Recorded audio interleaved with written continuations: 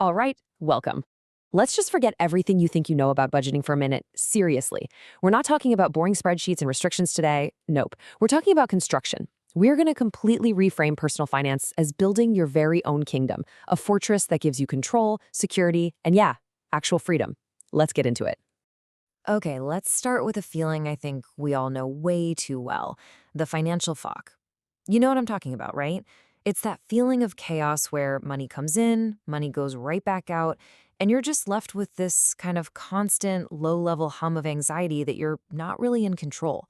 If you've ever felt that, you are definitely not alone. So let me just ask you straight up. Does it feel like your money just vanishes?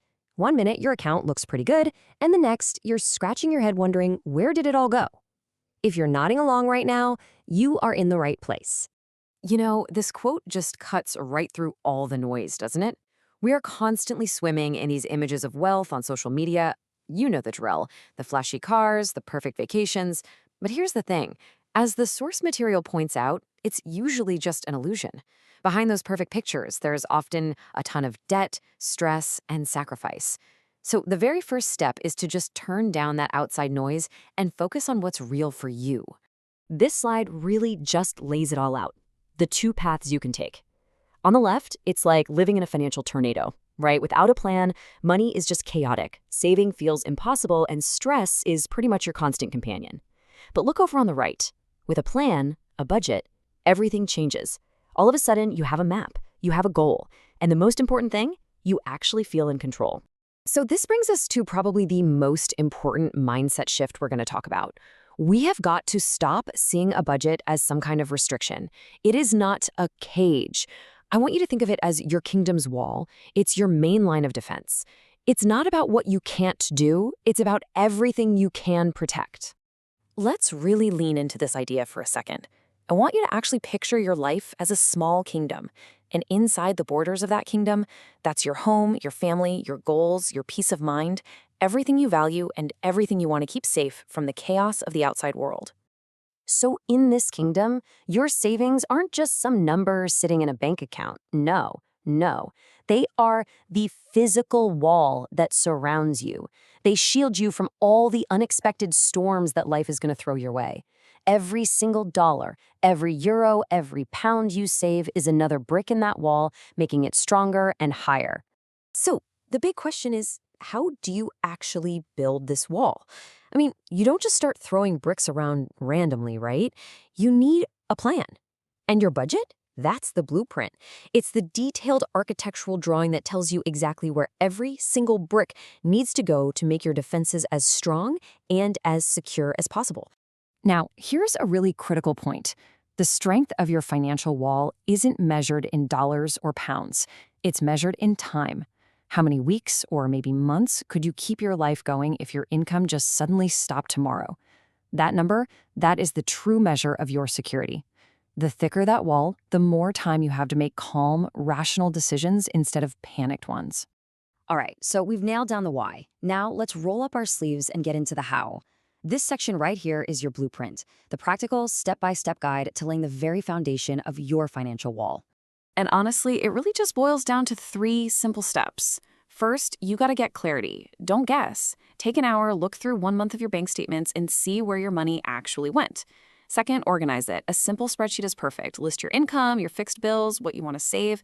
And third, know your limits. Whatever is left over after all that essential stuff is covered, that's your spending money for the month. Simple as that. Okay, so here's a real-world example from the source material to make this tangible. For a single person in the UK with a car making about £1,800 a month, this is what a breakdown could look like. You can see about 58% goes to fixed bills, 25% to daily needs. But, and this is the key part, there's still 9% going to savings and an 8% buffer for those oops moments. See, it's not about restriction, it's just about being intentional. And to make all of this stick, the sources suggest 5 core rules to live by. Track what you spend. Set a really clear goal for your savings. Give yourself a little time to cool off before you make big purchases. Try to stick to your plan and aim to save about 10 to 20% of your income. These are the habits that keep your walls strong over time. Okay, but let's be real. No plan is perfect. Life happens. So what do you do when you inevitably go over budget? This is where another huge mindset shift comes in. Overspending is not a moral failure. It's a signal. Think of it like a check engine light for your finances, just telling you that your system might need a little tweak. I absolutely love this way of reframing the situation. You haven't failed. You've just taken out a temporary, interest-free loan from your future self. When you think about it that way, it just removes all of the stress and the guilt, and it turns it into a simple, manageable problem that you can solve. And getting back on track is pretty straightforward. First, just acknowledge it. Don't stick your head in the sand. Second, adjust your plan for next month. Maybe you reduce a spending category a little bit to cover the difference.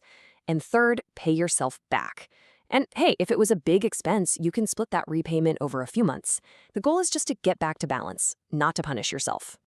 So, you've built your wall. Your kingdom is secure. You are protected from all those unexpected storms. But what's next? This is where we shift from playing defense to playing offense, from just protecting wealth to actively creating it. A strong wall is amazing for protecting your kingdom. It gives you peace of mind, it gives you security. But what if you don't just want a kingdom? What if you want to build an empire? Well, for that, you're going to need a totally different strategy. The source material calls this the wealth hourglass, and it's a pretty fascinating model. See, most of us live at the bottom. We trade our time for money and jobs, we develop skills, we do some basic investing. And that's how you protect wealth. But according to this idea, true wealth is created in that narrow middle part, through business and ownership. This is the game changer, where you create an asset, something that makes money whether you're actively working or not. And once you squeeze through that bottleneck, your wealth can expand into the top. Things like real estate, building brands, and buying up other income-producing assets. Now, all this might sound like some distant, long-term plan, but the source material ends with this really powerful sense of urgency. Just like the quote says, "It's my life, it's now or never." Building your financial kingdom isn't about sacrificing your entire life just so you can retire someday. It's about taking control so you can build the life you want starting right now. So that leaves us with one last really important question. Your financial wall is built one single brick at a time. After everything we've talked about, what is the very first brick that you are going to lay today?